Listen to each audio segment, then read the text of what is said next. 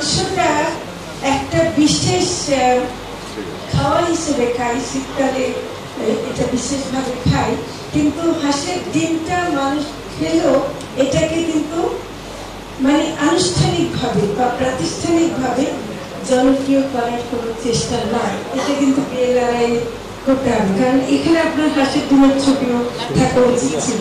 এবং হাঁসের ব্যাপারটা কিন্তু তুলনামূলকভাবে সহজ। এবং আমাদের হাওড় অঞ্চলে আমি গেছিলাম টাঙ্গুয়ার হাওড়ে এবং কিশোরগঞ্জের হাওড়ে মাছ দেখতে, কিন্তু সত্যি কথা বলতে কি আমি হাঁস দেখে আসছি।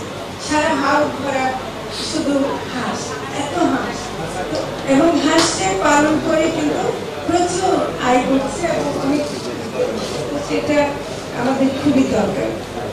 আরেকটা ব্যাপার কিন্তু খুব গুরুত্বপূর্ণ, সেটা হলো যে আমাদের বাংলাদেশটা কিন্তু সাংঘাতিক গুরুত্বপূর্ণ একটা বৈচিত্র্যপূর্ণ দেশ।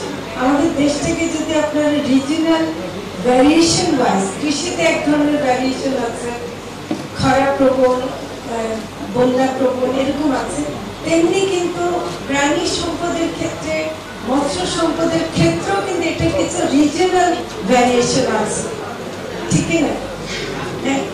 সেই ভ্যারিয়েশন অনুযায়ী আমাদের কি কি জিনিস আমরা রক্ষা করতে পারি, কি কি জিনিস আমাদের ক্ষতি করতে করছে, সেটা আমরা দেখব। আমি বারবার বলছি, কৃষির সাথে আমাদেরকে একটা সমন্বিত পরিকল্পনা করতে হবে। এটা কিন্তু একটা বড় ধরনের সমস্যা জাতীয় পর্যায়ে সৃষ্টি করে এবং আন্তর্জাতিক পর্যায়ে সৃষ্টি করে। আমাদের একটা বড় চাপ আসে যখন নাকি ডিমের দাম বেড়ে যায়, তখন কিন্তু আমাদের আমদানিকারকরা, আমি বলবো খুবই ইরেসপন্সিবল একটা আচরণ করে, যে তারা ডিমের দাম বেশি হলে বাণিজ্য মন্ত্রণালয়কে ধর্ণা দেয় ডিম আমদানি করার জন্য।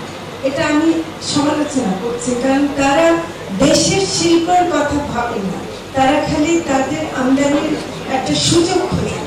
এবং এই ডিম আনলে পরে আমার কোনো রোগ এর সাথে আসবে কিনা সেটা তো আমাদের দেখার বিষয় আছে, এবং এই শিল্পের প্রতিও যে হুমকি সৃষ্টি করবে সেটাও একটা দেখার বিষয় আছে, সেটা একটু বলবো। আর আরেকটা হলো যে আমাদের রোগগুলো এমন ভাবে হয়, মানুষ কিন্তু প্রাণী জগতের মধ্যে মানুষ একটা প্রাণী, মানুষ আলাদা, মানে একবারে বিশাল কিছু তার ক্ষেত্রে নয়, সে একটা ভালনারেবল প্রাণী। যেমন গরু ছাগল প্রাণী, তেমনি আমরা একটা প্রাণী, এবং এই প্রাণীর জগতের মধ্যে কোনো অসুস্থতা হলে পরে সেটা কিন্তু প্রাণী থেকে মানুষে আসবে।